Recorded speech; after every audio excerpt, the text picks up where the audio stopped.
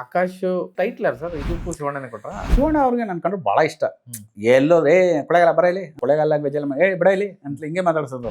ಅಪ್ಪುನವ್ರೆ, ಆಕಾಶ್ ಅವರೇ, ಅರಸುನವ್ರೆ. ಬಾಳೆಹಣ್ಣು ಸನ್ನಿವೇಶ ಅಂತೂ ಅಪ್ಪ ಅದನ್ನ ಎಕ್ಸ್ಪ್ರೆಸ್ ಮಾಡಕ್ಕಾಗಲ್ಲ. ಮೆಟಾಫರ್ಗಳು ಇದನ್ನೆಲ್ಲ ಎಂತ ಸೀನ್. ಆ ಬಾಳೆಹಣ್ಣು, ಒಂದು ಬಾಳೆಹಣ್ಣು ಆ ಹಸು ಎಷ್ಟು ಚೆನ್ನಾಗಿ ಎಕ್ಸ್ಪ್ರೆಸ್ ಆಗಿದೆ. ಆ ಸಿಪ್ಪೆನ ಹಿಂಗ್ ತಗೊಂಡು ಹಿಂಗ್ ತಿಂತಾ ಇರ್ತಾರೆ. ಅದನ್ನ ನೋಡಿ ಅಜ್ಜಿಗೆ ಅಯ್ಯೋ ಅನ್ಸ್ಬಿಟ್ಟು ಅದನ್ನ ಇಟ್ಬಿಟ್ಟು ತಗೊಳಪ್ಪ ಇನ್ನೊಂದು ಬಾಳೆಹಣ್ಣು ಅಂತ ಕೊಡ್ತಾರೆ. ಅದ್ ಸ್ಪಾಟ್ ಅಲ್ಲಿ ಬಂದದ್ದು ಐಡಿಯಾ. ಅದು ಒಂದ್ಸಲ ಫೈನಲ್ ಒಂದು ಪ್ರಾಜೆಕ್ಟ್ ಲಾಕ್ ಆದ್ಮೇಲೆ ಅದನ್ನ ಟೇಬಲ್ ವರ್ಕ್ ಪಕ್ಕ ಆದ ತಕ್ಷಣ ಅದನ್ನ ಮಾಡ್ಬಿಡ್ಬೇಕು. ಆಕಾಶ್ ಬರೋರ್ಗು ಎರಡು ಪದ ಅಪ್ಪು ಅಭಿ ಅದೇ ತರ ಇತ್ತು. ಈ ಇದಕ್ಕೆ ಟೈಟ್ಲರ್ ಸರ್ ಇದಕ್ಕೂ ಶಿವಣ್ಣನೇ ಕೊಟ್ರ. ಇದು ನಾವು ಟೈಟ್ಲ್ ಏನ್ ಇಡ್ಬೇಕು ಅಂತ ಸುಮ್ಮನೆ ಜನರಲ್ ಆಗಿ ಇಡ್ತಿದ್ವಿ. ಆಮೇಲೆ ಶಿವಣ್ಣ ಅವ್ರಿಗೆ ನನ್ ಕಂಡ್ರೆ ಬಹಳ ಇಷ್ಟ. ಎಲ್ಲೋ ಕೊಳೆಗಾಲ ಬರ ಇಲ್ಲಿ ಅಂತಾರೆ. ನಮ್ಮ ಕೊಳೆಗಾಲ ಲ್ಯಾಂಗ್ವೇಜ್ ಎಲ್ಲ ಬಿಡ ಇಲ್ಲಿ ಅಂತ ಹಿಂಗೆ ಮಾತಾಡ್ಸೋದವ್ರು. ಅವ್ರು ನನಗೆ 3 ಸಿನಿಮಾ ತುಂಬಾ ಕ್ಲೋಸ್. ಅವರು ವಜ್ರೇಶ್ವರಿ ಕಂಬೈನ್ಸ್ ಕರ್ಕೊಂಡ್ ಬಂದಿದ್ದೆ ಅವರೇ ನನ್ನ. ಆಮೇಲೆ ಏನೋ ನನ್ನ ತಮ್ಮನ ಸಿನಿಮಾ ಮಾಡ್ತಿದ್ಯಾ, ನನ್ನ ಸಿನಿಮಾನೇ ಮಾಡಿದೆ, ನೀನ್ ಫಸ್ಟ್ ಅವ್ನು ಮಾಡ್ತಾ ಇದೀಯ ಅಂದ್ರು. ಶಿವಣ್ಣ ಹಿಂಗೆ ಆಫರ್ ಸಿಕ್ತು, ನಿಮ್ದೇ ಮಾಡ್ತೀನಿ ಬಿಡಿ ಏನುವೆ. ನನ್ನ ತಮ್ಮನ್ ಮಾಡ ಫಸ್ಟ್, ಅವ್ನು ಮಾಡೋದು ನಿಂಗೆ ಮೈಲೇಜ್ ಜಾಸ್ತಿ, ನಮ್ದು ಆಮೇಲೆ ಮಾಡುವನವ್ರು ಅಂದ್ರೆ ಆ ಥರ ದೊಡ್ಡ ಗುಣ ಅವ್ರದ್ದು. ಆಮೇಲೆ ಕತೆ ಹೇಳ್ತೀನಿ, ನನಗೆ ಕತೆ ಹೇಳ್ತೀವಿ ಅವಾಗ ಅಪ್ಪಾಜಿ ವರದಣ್ಣ ಕೇಳಿದ್ಮೇಲೆ ಮುಗೀತು ಅಂದ್ರು. ಇಲ್ಲ ಶಿವಣ್ಣ ನಿಮ್ಗೊಂದು ಹೇಳ್ತೀನಿ, ಸುಮ್ಮನೆ ರಫಾಗಿ ಕೇಳಿ ಅಂದೆ. ಸುಮ್ಮನೆ ಜನರಲ್ ಆಗಿ ಹೇಳಿದೆ. ಸುಮ್ಮನೆ ಗೊತ್ತಲ್ಲ ಶಿವಣ್ಣ ಕತೆಗಳದು, ಅವ್ರಿಗೆ ಜಾಸ್ತಿ ಹೊತ್ತು ತಗೊಂಬೇಡ, ಒಂದು 1/4 ಗಂಟೆ ಹೇಳು, 1/4 ಗಂಟೆ ನೀಟಾಗಿ ಇದೆಲ್ಲ ರೆಫರ್ ಮಾಡಿದೆ. ಒಂದು 20-25 ನಿಮಿಷ, ಅರ್ಧ ಗಂಟೆ ಕೇಳ್ಬಿಟ್ಟು ತುಂಬಾ ಚೆನ್ನಾಗಿದೆ ಕಣೋ ಮಹೇಶ, ಒಳ್ಳೆ ಎಮೋಷನ್ ಇದೆ, ಇದಕ್ಕೆ ಒಂದು ಆಕಾಶ್ ಸ್ಕೈಸ್ ದ ಲಿಮಿಟ್ ಅಂತ ಇಕ್ಬಿಡು. ಅಂದ್ರೆ ಆ ಹೀರೋ ಕ್ಯಾರೆಕ್ಟರ್ ಆಕಾಶದ ಎತ್ತರ ಇರೋನು, ಅವ್ನು ಯಾರು ರೀಚ್ ಮಾಡೋಕ್ಕಾಗಲ್ಲ ಆ ಥರ ಕ್ಯಾರೆಕ್ಟರೈಸೇಷನ್ ಅಂದರು. ಒಂಥರ ಚೆನ್ನಾಗಿದೆ ಇಲ್ಲ ಅಂದ. ಆಮೇಲೆ ಮನೆಗೆ ಬಂದೆ, ಶಿವಣ್ಣನ ಕತೆ ಹೇಳಿದ್ರು ಅಂದರು ವರ್ಧಣ. ಹೇಳ್ದೆ ಅಪ್ಪಾಜಿ ಅಂದ್ರೆ ಏನಂದ ಅಂದರು, ತುಂಬ ಚೆನ್ನಾಗಿದೆ ಅಂದರು. ಅದೇ ಟೈಟ್ಲ್ ಸಜೆಸ್ಟ್ ಮಾಡಿದ್ರು. ಏನಂದ್ರು, ಆಕಾಶ್ ಸ್ಕೈಸ್ ದ ಲಿಮಿಟ್ ಅಂತಂದರು. ಆಮೇಲೆ ಚೆನ್ನಾಗಿದೆಯಲ್ಲ ಅಂತಂದ್ರು ಅಣ್ಣ ಅವರು. ವರ್ಧಣ ಚೆನ್ನಾಗಿದೆಯಪ್ಪ, ಇದೇ ಚೆನ್ನಾಗಿದೆ ರಘು, ಇಟ್ಬಿಡೋಣ ಡೈರೆಕ್ಟ್ರು, ಶಿವಣ್ಣ ಹೇಳಿದ್ಮೇಲೆ ಮುಗೀತು, ಇಟ್ಬಿಡೋಣ ಬಿಡಿ ಅಂತಂದ್ರು. ಅದೇನೋ ಶಿವಣ್ಣ ಹೆಂಗೆ ಹೇಳಿದ್ರೋ ಗೊತ್ತಿಲ್ಲ, ಹಂಗೆ. ಆಮೇಲೆ ಕೆಲವರು ಇಂಡಸ್ಟ್ರಿಯಲ್ಲಿ ಇರೋರು, ಹೊರಗಡೆ ಇರೋರು, ಈಗ ನಾವು ಅನಲೈಸ್ ಮಾಡೋದು ಬೇರೆ ಸರ್, ನಾವು ಮಾಡೋ ಕೆಲಸ ಬೇರೆ. ಹೊರಗಡೆ ಅವರು ಏನು ಆಕಾಶು ಸಾಫ್ಟ್ ಟೈಟ್ಲು, ಪುನೀತ್ ಅಂದರೆ ಒಂಥರ ಗ್ರ್ಯಾಂಜಿಯರ್ ಆಗಿರಬೇಕು, ಒಂಥರ ಯಾವುದೋ ರೌದ್ರ ಆಧಾರದಲ್ಲಿ ಒಂಥರ ಕಮರ್ಷಿಯಲ್ ಥರ ಇರಬೇಕು, ಏನು ಆಕಾಶ್ ಸ್ಕೈಸ್ ದ ಲಿಮಿಟ್ ಅಂತ ಸ್ವಲ್ಪ ಕ್ಯಾಪ್ಷನ್ ಹಾಕಿದ್ದಾರೆ ಅಂತ ಕೆಲವರು ಒಬ್ಬೊಬ್ಬರು ಒಂದೊಂಥರ. ಆಮೇಲೆ ಅದೇನು ಹೊಸ ಬೇರೆ ಡೈರೆಕ್ಟ್ರು, ಅದೇನೋ ಕಾಮಿಡಿ ಸಿನಿಮಾ ಅಂತೆ, ಕಾಮಿಡಿ ಹೆಂಗೆ ನೋಡ್ತಾರೆ ಪುನೀತ್ ಅವರು, ಫೈಟ್ ಚೆನ್ನಾಗಿ ಮಾಡೋರು, ಕಮರ್ಷಿಯಲ್, ಒಬ್ಬೊಬ್ರು ಅವ್ರವ್ರ ಪಾಯಿಂಟ್ ಆಫ್ ಇಂದ ಅವ್ರು ಅನಲೈಸ್ ಮಾಡ್ತಿದ್ರು. ಬಟ್ ಅಲ್ಟಿಮೇಟ್ ಸಿನಿಮಾ ಬಂದಾಗ ಎಲ್ಲರೂ ನೋಡಿ ಶಾಕ್ ಆದರು. ಅಷ್ಟೇ ಸಿನಿಮಾ. ನಾವು ಒಂದು ಪ್ರಾಜೆಕ್ಟ್ನ ಯಾರು ಮಾಡುವಾಗ ಅದ್ರ ಬಗ್ಗೆ ನಮ್ಮ ನೆಗೆಟಿವಿಟಿನ ಹರಡ್ತಾ ಇರ್ತೀವಿ. ಬಟ್ ಒರಿಜಿನಾಲಿಟಿ ಅವ್ರಿಗೆ ಗೊತ್ತು, ಅವ್ರು ಸಿನಿಮಾ ಮಾಡೋರ್ಗೆ ಗೊತ್ತು, ಅವರ ಕಾನ್ಫಿಡೆನ್ಸ್ ಅದು. ಅಲ್ಟಿಮೇಟ್ ಡಿಸೈಡ್ ಮಾಡ್ಯಾರ ಸರ್, ನಮ್ಮ ಸುತ್ತ ಇರೋರೆಲ್ಲ ಡಿಸೈಡ್ ಮಾಡೋದು ಸಿನಿಮಾನ, ಆಡಿಯನ್ಸ್, ಪ್ರೇಕ್ಷಕರು. ರಾಜ್ಕುಮಾರ್ ಅವ್ರು ಯಾವಾಗಲೂ ಒಂದು ಮಾತು ಹೇಳ್ತಾ ಇರ್ತಾರೆ.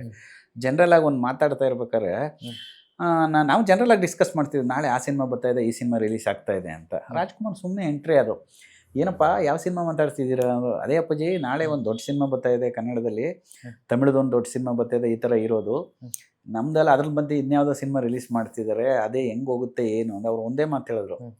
ನೋಡಪ್ಪ, ಸಿನಿಮಾನೇ, ದೊಡ್ಡದು ಚಿಕ್ಕದು ಅನ್ನೋದು ಮಾಡೋದು ಪ್ರೇಕ್ಷಕರು. ಚಿಕ್ಕದನ್ನ ದೊಡ್ಡದು ಮಾಡ್ತಾರೆ, ದೊಡ್ಡದನ್ನ ಚಿಕ್ಕದು ಮಾಡ್ತಾರೆ, ಅದು ಅವ್ರ ಪವರು. ನೀವು ಡಿಸೈಡ್ ಮಾಡಿಬಿಡಿ ದೊಡ್ಡದು ಚಿಕ್ಕದು ಅಂತ, ಅದನ್ನು ಜನ ಡಿಸೈಡ್ ಮಾಡ್ತಾರೆ ಅನ್ನೋದು ಅಲ್ಟಿಮೇಟ್. ಅಂದರೆ ಎಂಥ ಥಾಟ್ ಪ್ರೋಸೆಸ್ ಅವ್ರು ನೋಡಿ, ಅಂದರೆ ಅವ್ರ ಅನುಭವ ಅವೆಲ್ಲ ಮಾತುಗಳು ಕೇಳಿ ನಿಜವಾಗ ಸತ್ಯ ಅಲ್ಲ ಅದು. ಈಗ ನಾವು ನಮ್ಮ ಸಿನಿಮಾ ನೋಡಿ ನಮ್ಮ ಪಕ್ಕ ಇರೋರು ಯಾರೋ ನಮಗೆ ಜಾಲರ ಹೊಡೆಯೋರು, ಸೂಪರಾಗಿ ಮಾಡಿ ಎಕ್ಸ್ಟ್ರಾ ಮಾಡೋದು ನನಗೆ ನಂಬಕ್ಕಾಗಲ್ಲ. ಅವ್ರು ಅಂದ್ರೆ ನನಗೂ ಪ್ರೀತಿಗೆ ಅಂತಾರೆ ಅವರು. ಇನ್ಯಾರೋ ಇಲ್ಲಂತಾರೆ ಹಿಂದೆ ಹೋಗಿ ಡಬ್ಬಾ ಸಿನಿಮಾ ಮಾಡೋ ಅನ್ಕೋಣ, ಇವ್ನು ಏನು ಮಾಡವನೆ ಅಂತ ಬೈತಾರೆ. ಅವರೆಲ್ಲ ಜಡ್ಜ್ಮೆಂಟ್ ಕೊಡೋರು. ಮಾರ್ನಿಂಗ್ ಶೋ ಅಂದರೆ ಅವ್ರಿಗೆ ನಾವು ತುಂಬ ಪರಿಚಯನೂ ಅಲ್ಲ, ನಾವು ಅವ್ರಿಗೆ ಪರಿಚಯ ಇಲ್ಲದೆ ಇರೋರು ಅಲ್ಲ. ಒಂದು ಸಿನಿಮಾ ಅಂತ ಬಂದು ನೋಡ್ತಾರೆ, ಅವ್ರಿಗೆ ಇಷ್ಟ ಆದರೆ ನಮ್ಮನ್ನು ಎತ್ತಿ ಕೂರಿಸ್ತಾರೆ, ಇಷ್ಟ ಇಲ್ಲ ಅಂದರೆ ತೆಗೆದು ಬೀದಿಗೆ ತಳ್ತಾರೆ. ಎರಡನ್ನೂ ತಗೋಬೇಕು. ನಾನು ಚೆನ್ನಾಗಿ ಮಾಡಿದ್ದೀನಿ ನೀವು ನೋಡಲಿಲ್ಲ ಅಂತ ನಾವು ಹೇಳ್ಬಾರ್ದು. ಅವ್ರಿಗೆ ಇಷ್ಟ ಆದ್ರೂ ನೋಡ್ತಾರೆ, ಅವ್ರಿಗೆ ಇಷ್ಟ ಆಗಲಿಲ್ಲ ಅಂದ್ರೆ ನೋಡಲ್ಲ. ಅವ್ರಿಗೆ ಇಷ್ಟ ಆಗೋ ಥರ ಮುಂದಕ್ಕೆ ಏನಾರು ಮಾಡ್ಬೇಕಷ್ಟೇ. ನಾನು ಚೆನ್ನಾಗಿ ಮಾಡಿದ್ದೀನಿ, ನಾನು ಸಿನಿಮಾ ನೋಡಲಿಲ್ಲ ನೀವು ಅಂತಂದ್ರೆ ನಾವು ಆಡಿಯನ್ಸ್ನ ಬ್ಲೇಮ್ ಮಾಡಬಾರ್ದು. ಅವ್ರು ಹೇಳ್ತಾರೆ ನಿನ್ನೇನಯ್ಯ ನಾನು ನೋಡು ಅಂತ, ನೀನು ಸಿನಿಮಾ ಮಾಡು ಅಂತ ಹೇಳಿದ್ನ ನಿನಗೆ ಅಂತ ಅಲ್ವಾ? ಹೌದು. ಅವ್ರ ಆಡಿಯನ್ಸ್ ಏನು ಡಿಸಿಷನ್, ಅವ್ರ ಸಕ್ಸಸ್, ಅವ್ರಿಗೆ ಇಷ್ಟ ಆದ್ರೂ ನೋಡ್ತಾರೆ, ಇಲ್ಲ ಅಂದ್ರೆ ಇಲ್ಲ. ಹಂಗನ್ಬಿಟ್ಟು ನಾವು ಅವ್ರು ನೀವು ನೋಡಲಿಲ್ಲ ಅಂತ ತಪ್ಪಾಗುತ್ತೆ. ನಾವು ಅವ್ರನ್ನ ಯಾವತ್ತೂ ಪ್ರೆಷರ್ ಹಾಕ್ಬಾರ್ದು. ಅವ್ರು ನೋಡೋ ಥರ ಏನಾರು ಅವ್ರ ಪ್ರೋಸೆಸ್ ಮಾಡೋ ಥರ ಏನೋ ಮಾಡ್ಬೇಕಷ್ಟೇ ನಮ್ಮ ಪ್ರಯತ್ನ ಅಷ್ಟೇ. ಅಪ್ಪು, ಅಭಿ, ಆಕಾಶ್, ಅಕಾರ ಮತ್ತೆ ಅದು ಎಮೋಷನ್ ತುಂಬಾ ಚೆನ್ನಾಗಿ ವರ್ಕ್ ಆಗಿದೆ ಅನ್ನೋ ತರದಕ್ಕೆ ಅನ್ನೋ ತರದೆಲ್ಲ. ಆಮೇಲೆ ಅರಸು ಸೊ ಎಲ್ಲಾನು ಅನ್ನೋ ತರದ್ದೊಂದು ಮಾತು ಅವಾಗ. ಇಲ್ಲ ಅರಸು ಕೂಡ ಶಿವಣ್ಣನೇ ಟೈಟ್ಲ್ ಕೊಟ್ಟದ್ದು. ಅರಸು ಟೈಟ್ಲ್ ಕತೆ ಹೇಳಿದ ಕರೆಕ್ಟ್. ಸೇಮ್ ಶಿವಣ್ಣಂಗೆ ಹೇಳ್ದೆ. ಅಪ್ಪುನು ಅವರೇ, ಅರಸುನು ಅವರೇ, ಅಪ್ಪುನು ಅವರೇ, ಆಕಾಶ್ ಅವರೇ, ಅರಸುನು ಅವರೇ.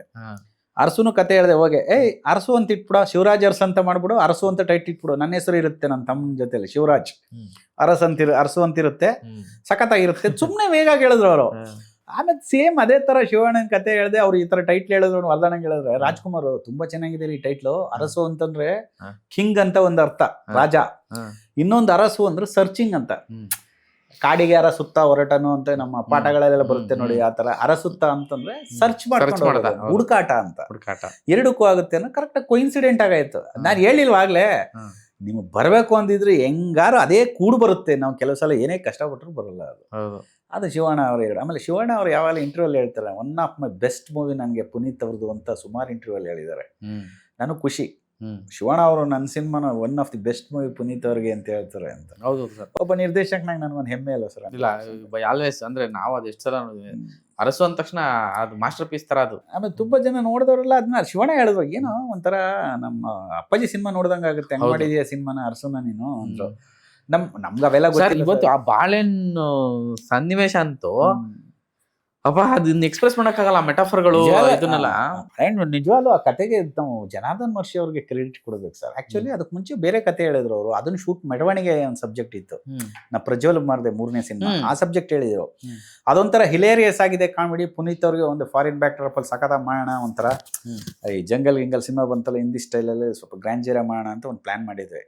ಆಮೇಲೆ ಅವರು ಹಿಂಗೆ ಜನರಲ್ ಆಗಿ ಡಿಸ್ಕಸ್ ಮಾಡ್ಬೇಕಾದ್ರೆ ಸರ್ ನಂತರ ಇನ್ನೊಂದು ಕತೆ ಇದೆ ಕೇಳಿ ಅಂದ್ರು. ಹೇಳಿ ಅಂತಂದ್ವಿ, ಹೇಳಿದ್ಮೇಲೆ ಕ್ಲೈಮ್ಯಾಕ್ಸು ಅಂದ್ವಿ. ಕ್ಲೈಮ್ಯಾಕ್ಸ್ ಹೇಳಿದ್ರು ವರ್ಧಣ್ಣ ಅವರು. ಆ ಕತೆಗಿಂತ ಈ ಚೆನ್ನಾಗಿ ನಾನು ಅಂದೆ. ವರ್ಧಣ್ಣ ಅವರು ಹೆಂಗಿದ್ದಾರೆ ಅಂದರು. ಅಪ್ಪಾಜಿ ಅದಕ್ಕಿಂತ ಇದೇ ಚೆನ್ನಾಗಿದೆ ಅಂದೆ. ಅದಕ್ಕೆ ರೀ ಡೈರೆಕ್ಟ್ರು, ನೀವು ಫಸ್ಟ್ ಸಿನಿಮಾ ತಗೊಂಡಿದ್ದೀರಲ್ಲ, ನಿಮ್ಗೆ ಇದು ಬೇಕು ಅನ್ಸುತ್ತೆ ನಿಮಗೆ 100%. ಯಾಕಂದ್ರೆ ಫಸ್ಟ್ ಸಿನಿಮಾ ಅದು ಮಾಡಿದಿರಲ್ಲ, ನಿಮ್ಗೆ ಇದನ್ನ ನಿಮ್ಗೆ ಬೇಕು ಅನ್ಸುತ್ತೆ. ನನಗೆ ಗೊತ್ತು ಇದು ಸಿನಿಮಾನ ಚೆನ್ನಾಗಿ ಹೋಗ್ತೀನಿ ಮಾಡಿದ್ ನಾನು. ಜಡ್ಜ್ಮೆಂಟ್ ಅದು. ಆ ಸಿನಿಮಾನ ಓಕೆ ಮಾಡಿ ಜನಾರ್ದನ್ ಮರ್ಷಿ ಕ್ರೆಡಿಟ್ ಹೋಗ್ಬೇಕು. ಆಮೇಲೆ ಆ ಸೀನಲ್ಲಿ ರೇಣುಕಮ್ಮ ಮುರುಗೋಡು ಅಂತ ಅವ್ರು ಆಕ್ಟ್ ಮಾಡಿದ್ರು. ತುಂಬಾ ಒಳ್ಳೆ ನಟಿ ಅವರು, ಸ್ಟೇಜ್ ಆರ್ಟಿಸ್ಟ್. ನಮ್ಮೂರ ಮಂದಾರವೇ ಸಿನಿಮಾದೆಲ್ಲ ಆಕ್ಟ್ ಮಾಡಿದ್ರು. ತೀರ್ಕೊಂಡ್ಬಿಟ್ಟಿದ್ದಾರೆ ಅನ್ಸುತ್ತೆ. ಮೂಡಲಮನೆ ಸೀರಿಯಲ್ ಅಲ್ಲಿ ಎಸ್ ಮಾಡಿದ್ರು. ಆಗ ತೀರ್ಕೊಂಡ್ಬಿಟ್ಟಿದ್ದಾರೆ. ಒಳ್ಳೆ ಆರ್ಟಿಸ್ಟ್. ಒಂದೇ ದಿನ 2 ಸಿನಿಮಾ 3 ಸಿನಿಮಾ ಮಾಡಿದ್ದು ಒಂದೇ ದಿನ. ಹೆಂಗ್ ಮಾಡಿದೆ ಗೊತ್ತಿಲ್ಲ ನನಗೆ. ಬಟ್ ಆ ಸಿನಿಮಾ ಆ ಸೀನ್ ಅಷ್ಟೊಂದು ಇಂಪ್ಯಾಕ್ಟ್ ಆಗಿದೆ. ತುಂಬಾ ಜನ ಕೇಳ್ತಾರೆ ನನಗೆ, ಹೆಂಗ್ ಐಡಿಯಾ ಹೆಂಗ್ ತೆಗ್ದೆ ಅದನ್ನ, ಅಷ್ಟೊಂದು ಇಂಪ್ಯಾಕ್ಟ್ ಇದೆ ಸೀನು ಅಂತ. ಆ ಸೀನ್ ಕೊಟ್ಟವರು ಜನಾರ್ದನ್ ಮರ್ಷಿ ಅವರು. ನಾನು ಅದನ್ನು ಸ್ಕ್ರೀನ್ ಮೇಲೆ ಪ್ರೆಸೆಂಟ್ ಮಾಡಿರೋ ನಾನು ಕೆಲಸಕ್ಕೆ ಇರ್ತಿರೋ ಡೈರೆಕ್ಟರ್ಗಳು ಅವರ ಒಂದು ಆಶೀರ್ವಾದ. ಎಂತ ಸೀನ್. ಆ ಒಂದು ಬಾಳೆಹಣ್ಣು ಆ ಹಸು ಎಷ್ಟು ಚೆನ್ನಾಗಿ ಎಕ್ಸ್ಪ್ರೆಸ್ ಆಗಿದೆ. ಆಮೇಲೆ ಅಲ್ಲೇ ಸ್ಪಾಟ್ ಅಲ್ಲಿ ಇನ್ನೊಂದು ಐಡಿಯಾ ಬಂತು ನಮ್ಗೆ. ಒಂದ್ಸಲ ಬಾಳೆಹಣ್ಣು ತಕ್ಷಣ ಹೇಳ್ಬಿಟ್ಟು ಹೊಟ್ಟೋಗ್ತಾರೆ, ಇನ್ನೊಂದ್ಸಲ ಹೋಗ್ತಾರೆ ಅಂತ. ಆಮೇಲೆ ನನಗೆ ಒಂದು ಐಡಿಯಾ ಬಂತು. ಆಮೇಲೆ ಅವ್ರು ತಿಂತಿದ್ದಂಗೆ ಆ ಬಾಳೆಹಣ್ಣು ತಿಂದಾದ್ಮೇಲೆ ಆ ಸಿಪ್ಪೆ ಇರುತ್ತಲ್ಲ, ಆ ಸಿಪ್ಪೆನ ಹಿಂಗ್ ತಗೊಂಡು ಹಿಂಗ್ ತಿಂತಾ ಇರ್ತಾರೆ. ಅದನ್ನ ನೋಡಿ ಅಜ್ಜಿಗೆ ಅಯ್ಯೋ ಅನ್ಸ್ಬಿಟ್ಟು ಅದನ್ನ ಇಟ್ಬಿಟ್ಟು ತಗೊಳಪ್ಪ ಇನ್ನೊಂದು ಬಾಳೆಹಣ್ಣು ಅಂತ ಕೊಡ್ತಾರೆ. ಇನ್ನೊಂದು ಅದು ಸ್ಪಾಟಲ್ಲಿ ಬಂದದ್ದು ಐಡಿಯಾ ಅದು. ಆಮೇಲೆ ಗೊತ್ತಿಲ್ಲದೆ ಕೆಲವು ಸಲ ಸ್ಪಾಟಲ್ಲಿ ಇಂಪ್ರೂವೈಸ್ ಆಗ್ಬಿಡುತ್ತೆ. ಆಮೇಲೆ ನನಗೇನು ಫ್ರೀಡಮ್ ಅಂದ್ರೆ, ವರ್ಧನ ರಾಜ್ಕುಮಾರ್ ಅವ್ರ ಕಂಪ್ನಿಯಲ್ಲಿ ಅವ್ರು ಯಾವಾಗಲೂ ಹೇಳ್ತಿರ್ತಾರೆ ನನಗೆ, ಇಲ್ಲಿ ನಾವು ಕತೆ ನಮ್ಗೆ ಏನ್ ಅನ್ಸುತ್ತೆ, ನಿಮ್ಗೇನ್ ಬೇಕು, ನಮ್ಗೇನ್ ಡೈಲಾಗ್ ಬೇಕು, ನಿಮ್ಗೇನ್ ಡೈಲಾಗ್ ಬೇಕು, ಕತೆಗೆ ಏನಾಗಿದೆ ನಮ್ಮ ಪರ್ಸ್ನಲ್ ಅಲ್ಲ ಇದು. ಸಿನಿಮಾಗೆ ಏನ್ ಬೇಕು ಅದನ್ನ ನೀವು ಕೇಳಿದೀರಾ, ನಮ್ಗೇನ್ ಬೇಕು ನಾವ್ ಹೇಳಿದೀವಿ ಮಾಡಿದೀರಾ. ಬಟ್ ಸೆಟ್ಗೆ ಹೋದಾಗ ನೀವೊಬ್ರು ಡೈರೆಕ್ಟ್ರು, ನಿಮ್ಗೆ ನಾವ್ ಇಲ್ಲಿ ಕೇಳೋದಕ್ಕೆ ಚೆನ್ನಾಗಿರುತ್ತೆ. ನೀವು ಶೂಟ್ ಮಾಡುವಾಗ ನಿಮ್ಗೆ ಇದು ಅವಶ್ಯಕತೆ ಇಲ್ಲ ಅನ್ಸುತ್ತೆ, ಈ ಸೀನೆ ಅವಶ್ಯಕತೆ ಇಲ್ಲ, ಈ ಡೈಲಾಗ್ ಅವಶ್ಯಕತೆ ಇಲ್ಲ, ಈ ಶಾಟು ಅವಶ್ಯಕತೆ ಇಲ್ಲ ಅನ್ಸುತ್ತೆ. ಅವಾಗ ನೀವು ನಮ್ಮನ್ನೇನು ಕೇಳ್ಬಿಡಿ, ಮರ್ಸಿಲೆಸ್ ಕಿಲ್ಲಿಂಗ್ ನೀವು ಆರಾಮಾಗಿ ಎತ್ತಿಟ್ಬಿಡಿ. ಯಾಕಂದ್ರೆ ಡಿಸಿಷನ್ ಮೇಕರ್ ನೀವು. ಇದು ಒಬ್ರು ಅಡುಗೆ ಮಾಡಬೇಕು ಒಂದು ಸಿನಿಮಾನ, 28 ಜನ ಕೂಡಿಸಿ ಅದನ್ನು ಹಾಳು ಮಾಡಬಾರ್ದು ಡಿಶ್ನ. ನೀವು ಡಿಸಿಷನ್ ಮೇಕರ್, ನಿಮ್ಗೆ ಏನು ಬನ್ಸುತ್ತೆ ಅದನ್ನು ಮಾಡಿ ಅನ್ನೋರು. ನನಗೆ ವರ್ಧನ ಅವರು ರಾಜ್ಕುಮಾರ್ ಕಂಡ್ರೆ ಅದಂದ್ರೆ ಭಾಳ ಇಷ್ಟ.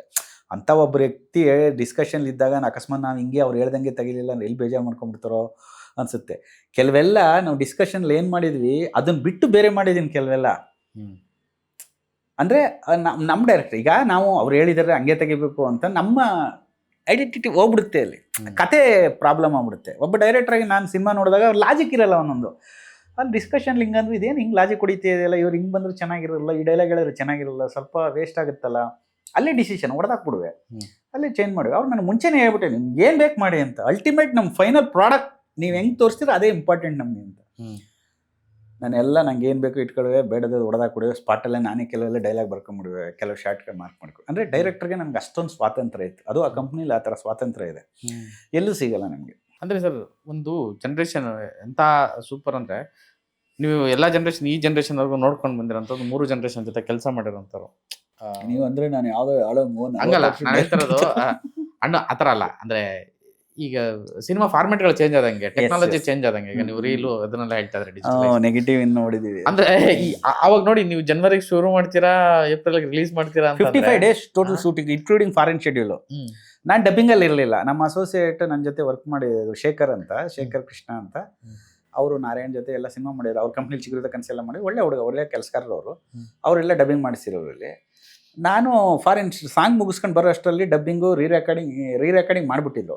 ನಾನು ಬಂದು ರೀ ರೆಕಾರ್ಡಿಂಗ್ ರೀಲ್ ಚೆಕ್ ಮಾಡುವೆ. ನಂಗೆ ಏನು ಕರೆಕ್ಷನ್ ಬೇಕು ಇಮಿಡಿಯೇಟ್ ಒಂದು ವಾರದಲ್ಲಿ ಇದು ಬೇಡ, ಈ ಮ್ಯೂಸಿಕ್ ಬೇಡ, ಈ ಮ್ಯೂಸಿಕ್ ಬೇಡ ಅಂತ ನಾನು ಕರೆಕ್ಷನ್ ಮಾಡಿ ಚೇಂಜ್ ಮಾಡಿಸ್ಕೊ ಅಷ್ಟೇ ಮಾಡಿದ್ದೆ ಅಷ್ಟೇ ಸರ್. ಅಂದ್ರೆ ನಾನು ಹೇಳೋದು ಈಗ ನಮ್ಗೆ ಏನಾದ್ರು ಸಿಗದೇ ಇದ್ದಾಗ ಅದ್ರದ್ದು ಬೆಲೆ ಜಾಸ್ತಿ ಅಂತ ಅನ್ಸುತ್ತೆ. ಹೌದು. ಆಮೇಲೆ ಅದಕ್ಕೆ ಪ್ರಾಮಿನೆಂಟ್ ಟೈಮ್ ಕೊಡ್ತೀವಿ, ಇದು ಕೊಡ್ತೀವಿ. ಈಸಿಯಾಗಿ ಸಿಗುತ್ತೆ ಅಂತಂದಾಗ ಮೇ ಬಿ ಉಡಾಫೆ ಜಾಸ್ತಿ ಅನ್ಸುತ್ತೆ. ಅಂದ್ರೆ ನಾನು ಹೇಳ್ತಾ ಇರೋದು ಸಿನಿಮಾ ಮೇಕಿಂಗ್ ವೈಸು ಡಿಫ್ರೆನ್ಸ್ ಆಗಿರೋದು ಈ ಟೈಮಿಗೆ, ಅಥವಾ ಇನ್ನೂ ಏನೋ ಬೆಸ್ಟ್ ಮಾಡ್ತೀವಿ ಅನ್ನೋದು. ಅಂದ್ರೆ ಇವತ್ತು ಈಸಿ ಇದೆ ಟೆಕ್ನಾಲಜಿ, ಬೇಗ. ಈಗ ನೋಡಿ ನಾನು ಇಂಟರ್ವ್ಯೂ ಮಾಡ್ತೀನಿ, ನೀನು ಕ್ವಿಕ್ ಆಗಿ ಹೋಗ್ಬಿಡ್ಬೋದು, ಇವಾಗಲೇ ಬಿಟ್ಬಿಡ್ಬೋದು. ಆ ಒಂದು ಅಷ್ಟು ಸ್ಪೀಡ್ ಇರುವಂತ ಇಲ್ಲ. ನಾನೇನು ಹೇಳೋದು ಗೊತ್ತು ಸರ್, ಅಲ್ಲ ನನ್ನ ಅನುಭವ ಆ ಕಂಪ್ನಿಯಲ್ಲಿ ನಾನು ಕೆಲಸ ಮಾಡಿದ್ರಿಂದ ಸರ್, ಫಸ್ಟು ಒಂದು ಸ್ಕ್ರಿಪ್ಟ್ ಬ್ಯೂಟಿಫುಲ್ ಆಗಿ ಸ್ಕ್ರಿಪ್ಟ್, ಒಂದು ಕತೆ ರೆಡಿ ಆಯ್ತು ಸರ್, ಒಂದು ಸ್ಟ್ರಕ್ಚರ್ ರೆಡಿ ಆಯ್ತು, ಅದಕ್ಕೆ ತಕ್ಕಂಗೆ ಡೈಲಾಗ್ಸು ರೆಡಿ ಆಯ್ತು, ಅದಕ್ಕೆ ತಕ್ಕ ಹಾಗೆ ಆರ್ಟಿಸ್ಟ್ಗಳು ರೆಡಿ ಆಯ್ತು, ಅದಕ್ಕೆ ತಕ್ಕಂಗೆ ಮ್ಯೂಸಿಕ್ ರೆಡಿ ಆಯ್ತು, ಅದಕ್ಕೆ ತಕ್ಕಂಗೆ ಟೆಕ್ನಿಷಿಯನ್ ಸೆಲೆಕ್ಟ್ ಆಯ್ತು. ಲಾಕ್ ಅಷ್ಟೇ, ಅದು ಲಾಕ್ ಅದನ್ನ ನೀವು ಮಾಡ್ಕೊಂಡು ಹೋಗ್ಬೇಕಷ್ಟೇ. ನೀವು ಎಷ್ಟು ದಿನದಲ್ಲಿ ಮಾಡ್ತೀರಾ, ಏನು ಮಾಡ್ತೀರಾ, ಅದು ಲಾಕ್ಡ್ ಅಷ್ಟೇ. ನೀವು ಒಂದನ್ನ ಜೋಡ್ಸೋಕೆ ಹೋಗಿ ಇನ್ನೊಂದನ್ನ ಮಾಡಕ್ಕೆ ಹೋದ್ರೆ ಇನ್ನೊಂದು ಲಿಂಕ್ ಕಟ್ ಆಗುತ್ತೆ. ಒಂದ್ಸಲ ಫೈನಲ್ ಒಂದು ಪ್ರಾಜೆಕ್ಟ್ ಲಾಕ್ ಆದಮೇಲೆ ಅದನ್ನ ಟೇಬಲ್ ವರ್ಕ್ ಪಕ್ಕ ಆದ ತಕ್ಷಣ ಅದನ್ನ ಮಾಡಿಬಿಡ್ಬೇಕು. ಆಮೇಲೆ ನಾವೇನೋ ನೈಟ್ ಇನ್ನೊಂದು ಯಾವುದೋ ಸಿನಿಮಾ ನೋಡ್ತಾ ಇರ್ತೀವಿ, ಇಂಗ್ಲೀಷ್ ಸಿನಿಮಾ, ಅಲ್ಲೇನೋ ಒಂದು ಚೆನ್ನಾಗಿರ್ತವೆ, ಒಂದು ಆ್ಯಕ್ಷನ್ ಇದನ್ನ ಹಾಕಿದ್ರೆ ಚೆನ್ನಾಗಿರುತ್ತೆ ಇಲ್ಲಿ ಅಂತ ನಾವು, ಅದು ಆಸೆ. ನಾವು ಒಬ್ಬ ಡೈರೆಕ್ಟರ್ಗೆ, ಒಬ್ಬ ನಿರ್ಮಾಪಕ ನಾವು ಕನ್ವಿನ್ಸ್ ಮಾಡ್ಬೇಕು ಹಿಂಗೆ ಅಂತ. ಒಂದು ಸ್ಕ್ರಿಪ್ಟ್ ರೆಡಿ ಆದ ತಕ್ಷಣ ಅದು ಲಾಕ್ ಮಾಡಿದ ತಕ್ಷಣ ಹಂಗೆ ಶೂಟ್ ಮಾಡ್ಬೇಕು. ಅದನ್ನ ಅದು ಮುಗೀತು ಅದ್ರ ಕತೆ. ನೆಕ್ಸ್ಟ್ ಸಿನಿಮಾ ಮಾಡ್ಬೇಕಾದ್ರೆ ಇನ್ನೇನು ಆ ಥರದ್ದು ಒಂದು ಸಿನಿಮಾ ಮಾಡಬೇಕು ಅಂತ ಆ ಥರದ ಕತೆ ಮಾಡ್ಕೊಂಡು ಮಾಡಬೇಕು. ಇದು ಇಷ್ಟು. ಆಮೇಲೆ ಏನು ಅಂದರೆ ಈಗ ಪ್ರಾಬ್ಲಮ್ ಏನು ಅಂದರೆ ಡಿಜಿಟಲ್ ಅಂದರೆ ಮುಂಚೆ ನೆಗೆಟಿವ್ ಅಂದರೆ ಏನು ಗೊತ್ತಾ ಸರ್, ನಾವು ಲಿಮಿಟೆಡ್ ಡೈಲಿ 800 ಫೀಟ್ ಇಲ್ಲ 1500 ಆಗ್ಬಿಟ್ರೆ ಜಾಸ್ತಿ ಅಂತ ನಮಗೆ. ಒನ್ ಮೋರ್ ಟೇಕ್ ನಾವು ಜಾಸ್ತಿ ಟೇಕ್ಸ್ ನಂಬರ್ ಆಫ್ ಮಾನಿಟರ್ ಮಾಡಿಸಿ ಆಮೇಲೆ ಟೇಕ್ ತೆಗಿತಾ ಇದ್ವಿ. ನಮ್ದಲ್ಲಿ ನೆಗೆಟಿವ್ ಹೋಗ್ಬಿಡುತ್ತಲ್ಲ, ನೆಗೆಟಿವ್ ಸಿಕ್ಕಾಪಟ್ಟೆ ಕಾಸ್ಟ್ಲಿ ಆಗ. ಈಗ ಡಿಜಿಟಲ್ ಏನಿಲ್ಲ ಸರ್, ಅದೇ ನೀವು ಹೇಳೋದಲ್ಲ, ಕಾರ್ಡ್ ಹಾಕಿದ್ರೆ ಸಾಕು, ಈ ಆ್ಯಂಗಲ್ ತೆಗಿ, ಈ ಆ್ಯಂಗಲ್ ತೆಗಿ, ಇಲ್ಲ 50 ಆ್ಯಂಗಲ್ ತೆಗಿ, ವೇಸ್ಟು. ಎಲ್ಲಿ ಇಟ್ಕೋತೀರ ಅವೆಲ್ಲ ನೀವು? ಎಡಿಟ್ರಿಗೂ ಹಿಂಸೆ ಅದು. ಆಮೇಲೆ ನಿಮಗೆ ಫಸ್ಟ್, ಆಮೇಲೆ ನನಗೆ ಯಾವಾಗಲೂ ಪುರಿ ಜಗನ್ನಾಥ್ ಹೇಳ್ತಾರೆ, ಅವರು ಶಾರ್ಟ್ ತೆಗಿಯೋ ನನಗೆ ಭಾಳ ಇಷ್ಟ. ಅವ್ರು ಏನು ಅಂದರೆ ಅವ್ರು ಯಾರನ್ನೂ ಕಾಯಲ್ಲ. ನಾನು ಕಲ್ತಿದ್ದೆ ಅವರಿಂದ. ಒಂದು ಸೀನ್ ನನ್ನ ಮೈಂಡಲ್ಲಿ, ಈ ಸೀನ್ ಆದಮೇಲೆ ಈ ಶಾರ್ಟ್ ಹಾಕ್ತೀನಿ, ಈ ಶಾರ್ಟ್ ಆದಮೇಲೆ ಈ ರಿಯಾಕ್ಷನ್ ಹಾಕ್ತೀನಿ, ನನ್ನ ಮೈಂಡ್ ಬಂದ್ಬಿಡುತ್ತೆ. ಆಮೇಲೆ ಒಂದು ವೈಡ್ ಶಾಟ್ ಇರುತ್ತೆ, ಆಮೇಲೆ ಒಂದು ಕ್ರೇನ್ ಶಾಟ್ ಇರುತ್ತೆ, ಒಂದು ಟ್ರಾಲಿ ಶಾಟ್ ಇರುತ್ತೆ, ಎಲ್ಲ ಮೈಂಡಲ್ಲಿ ಎಡಿಟಿಂಗ್ ಥರ ಆಗ್ಬಿಟ್ಟಿರುತ್ತೆ. ನೀವು ಪ್ರವೀಣ್ ಅವರು, ನೀವು ಬಂದಿದ್ದೀರಾ ಫಸ್ಟ್, ನಿಮ್ಮ ಜೊತೆ ಕಾಂಬಿನೇಷನ್ ಆರ್ಟಿಸ್ಟ್ ಬಂದಿಲ್ಲ. ಯಾರು ಬಂದಿದ್ದಾರೆ? ನಮ್ಮ ಅಸ್ಟೆಂಟ್ ಇವ್ರು ಬಂದರೆ ಕರೆ ಅವ್ರನ್ನ. ಬೆಳಗ್ಗೆ 7:30 ತೆಗಿ ಇವ್ರ ಶಾಟು. ಆಮೇಲೆ ಯಾರು ಬಂದಿದೆ? ಅವ್ರ ಶಾಟು, ಆಮೇಲೆ ಕಾಂಬಿನೇಷನ್ ಶಾಟ್. ಇನ್ಯಾರು ಬಂದಿದೆ? ಇವ್ರ ಶಾಟ್. ಹಿಂಗೆ ಮಾಡಿ ಸಿನಿಮಾ ಮಾಡ್ತೀವಿ ನಾವು. ಅದು ಒಂದು ಅದು ಪುರಿ ಜಗನ್ನಾಥ್ ಚೆನ್ನಾಗಿ ಮಾಡ್ತಾರೆ. ಅವ್ರು ಅದೇ ಹೇಳೋದು, ಬಯಸ್ ಒಬ್ಬ ಎಡಿಟ್ರಿಗೆ ಒಂದು ಎಡಿಟಿಂಗ್ ಸೆನ್ಸ್ ಇದ್ದರೆ, ಈ ಶಾಟ್ ಮುಗಿದ ತಕ್ಷಣ ಈ ಎಕ್ಸ್ಪ್ರೆಷನ್ ಹಾಕ್ತೀನಿ ನಿಂಗೆ ಇದ್ದರೆ ನೀನು ಯಾರನ್ನೂ ಕಾಯಂಗಿಲ್ಲ, ನಿನ್ನ ಪಾಡು ನೀವು ಮಾಡ್ಕೊಂಡು ಹೋಗ್ಬೋದು ಅಂತ. ಅವರು ಅಷ್ಟೇ. ಅಪ್ಪು ಪಿಕ್ಚರು ಕೂಡ ನಿಮ್ಗೆ ನಂಬಲ್ಲ ಬಿಡೋಲ್ಲ, 52 ಡೇಸಲ್ಲಿ ಶೂಟ್ ಮಾಡಿದ್ದು ಅಪ್ಪು ಸಿನಿಮಾ. 52 ಡೇಸು. ನಾನು 55 ಡೇಸ್ 3 ದಿನ ಜಾಸ್ತಿ. ನಾನು ಹೊಸ ಡೈರೆಕ್ಟರ್ ಅದರಿಂದ ಅದು 52 ಡೇಸ್. ನಾನು ಕಲ್ತಿದ್ದೆ ಪೂರಿ ಜಗನ್ನಾಥ್ ಅವರಿಂದ. ಆ ಶಾರ್ಟ್ ಕಂಪೋಸಿಷನು, ಎಡಿಟಿಂಗ್ ಸೆನ್ಸು, ಈ ಶಾರ್ಟ್ ಆದಮೇಲೆ ಈ ಎಕ್ಸ್ಪ್ರೆಷನ್ ಹಾಕಬೇಕು ಅನ್ನೋದು. ನಿಮ್ಗೆ ಆ ಎಡಿಟಿಂಗ್ ಸೆನ್ಸ್ ಇದ್ದರೆ ನಿಮ್ಮ ನಂಬರ್ ಆಫ್ ಶಾಟ್ ತೆಗಿ ಅವಶ್ಯಕತೆನೇ ಇಲ್ಲ. ಅದೇನು ಅಂದರೆ ನಾವು ಇನ್ನೊಂದು ಅವ್ರಿಗಿಂತ ನಾವು ದೊಡ್ಡ ಮೇಕರು, ಮೇಕಿಂಗ್ ಶಾಟ್ ಹಂಗೆ ಮಾಡಿದ್ದು ಹಿಂಗೆ ಮಾಡಿ. ಮೇಕಿಂಗು ಸಿನಿಮಾಗೆ ಆ್ಯಡ್ ಆಗಬೇಕಾಯ್ತು, ಕತೆಗೆ ಆ್ಯಡ್ ಆಗಬೇಕು, ಕತೆನ ಡಾಮಿನೇಟ್ ಮಾಡ್ಬಾರ್ದು. ನಿಮ್ಗೆ ಯಾವತ್ತು ಕತೆನ ನೀವು ಒಂದು ಮ್ಯೂಸಿಕ್ಕು ಡಾಮಿನೇಟ್ ಮಾಡಬಾರ್ದು, ಆ್ಯಕ್ಷನ್ ಡಾಮಿನೇಟ್ ಮಾಡಬಾರ್ದು, ಕ್ಯಾಮ್ರಾ ವರ್ಕು ಡಾಮಿನೇಟ್ ಮಾಡಬಾರ್ದು, ಫೈಟು ಡಾಮಿನೇಟ್ ಮಾಡಬಾರ್ದು. ಕತೆಗೆ ಎಲ್ಲವೂ ಪೂರಕವಾಗಿದ್ದರೂ ಮಾತ್ರ ಅದೊಂದು ಒಳ್ಳೆ ಪ್ರಾಜೆಕ್ಟ್ ಆಗುತ್ತೆ. ಅದ್ರಲ್ಲಿ ಒಂದು ಡಾಮಿನೇಟ್ ಆದ್ರೆ, ಕೆಲವು ಹೇಳ್ತಾರೆ ನೋಡಿ, ಸಿನಿಮಾ ಹೀರೋ ಚೆನ್ನಾಗಿ ಮಾಡೋನೆ, ಡೈರೆಕ್ಟರ್ ಚೆನ್ನಾಗಿ ಮಾಡಿಲ್ಲ. ಕೆಲವು ಇನ್ನೊಂದ್ಸಲ ಸಿನಿಮಾ ಚೆನ್ನಾಗಿದೆ, ಹೀರೋಯಿನ್ ಚೆನ್ನಾಗಿಲ್ಲ, ಮಿಕ್ಕದೆಲ್ಲ ಚೆನ್ನಾಗಿದೆ. ಇನ್ನೊಂದ್ಸಲ ಹೇಳ್ತಾರೆ ಕ್ಯಾಮ್ರಾ ವರ್ಕ್ ಚೆನ್ನಾಗಿದೆ ಕಣೋ, ಸಿನಿಮಾ ಏನೂ ಇಲ್ಲ ಅಂತ. ಇನ್ನೊಂದು ಫೈಟ್ಗಳು ಸಖತ್ತಾಗಿದೆ, ಸಿನಿಮಾ ಏನಿಲ್ಲ. ಸಾಂಗ್ಗಳು ಸೂಪರ್ ಹಿಟ್ಟಮ್ಮ, ಆದರೂ ಸಿನಿಮಾ ಹೊಡಿಲಮ್ಮ ಯಾಕೆ, ಈ ಥರ ಅನಿಸುತ್ತೆ. ಆಮೇಲೆ ಎಲ್ಲೂ ಯಾವುದನ್ನು ಡಾಮಿನೇಟ್ ಮಾಡೋ, ಕತೆ ಎಲ್ಲೂ ಪೂರಕವಾಗಿರ್ಬೇಕು ಅನ್ನೋದು ಆ್ಯಸ್ ಎ ಡೈರೆಕ್ಟ್ರಾಗಿ ನನ್ನ ಫೀಲಿಂಗ್ ಅಷ್ಟೇ ಸರ್. ಬೇರೆಯವ್ರ ಬಗ್ಗೆ ನಂಗೆ ಗೊತ್ತಿಲ್ಲ. ಆಮೇಲೆ ಸಿನಿಮಾನ ಹೆಂಗೆ ಬೇಕಾದ್ರೂ ಮಾಡ್ಬೋದು ಸರ್, ಅಂದರೆ ಡಿಪೆಂಡ್ ಅಪಾನ್ ಯು. ನಾನು ಆಮೇಲೆ ಬೇರೆಯವ್ರಿಗೆ ನಂಬರ್ ಆಫ್ ಡೇ ಶೂಟ್ ಮಾಡೋರಿಗೆ ಇವನೇನು ಮಾಡ್ತಾನೆ ಅನ್ನೋದು ನಾನು ಹೇಳಲ್ಲ. ಯಾಕಂದ್ರೆ ಅವ್ರ ವರ್ಕಿಂಗ್ ಸ್ಟೈಲ್ ಸರ್. ಆಮೇಲೆ ಅವ್ರ ವರ್ಕಿಂಗ್ ಸ್ಟೈಲ್, ಅವ್ರು ಬೆಳೆದ್ ಬಂದದ ರೀತಿ, ಅವ್ರು ಮಾಡೋದ್ ತಪ್ಪು ಅಂತ ನಾ ಹೇಳಕ್ಕಾಗಲ್ಲ. ಬಟ್ ಆ ತರ ಸಿನಿಮಾಗಳು ಗೆದ್ದಿದೆ. ನನಗೆ ಏನಿಸ್ತಾ ಇದೆ, ಈ ಸಿನಿಮಾ ರಿಲೀಸ್ ನೋಡ್ತಾ ಇದ್ರೆ ನಾನ್ ಫಸ್ಟ್ ಪುನಃ ಬಂದು ಡೈರೆಕ್ಷನ್ ಮಾಡ್ತಾ ಇದ್ದೀನಿ ಅನ್ನೋದು ಫೀಲ್ ಬರ್ತಾ ಇದೆ ನನಗೆ. ನೋಡಿ ನೀವು KGF ಮತ್ತೆ ಕಾಂತಾರ ಸಿನಿಮಾಗಳಿಗೆಲ್ಲ ಆ ತರ ಗ್ರ್ಯಾಂಡ್ಯೂರ್ ಇರ್ಬೇಕು, ಆ ನಂಬರ್ ಆಫ್ ಡೇಸ್ ಅವಶ್ಯಕತೆ ಇರುತ್ತೆ.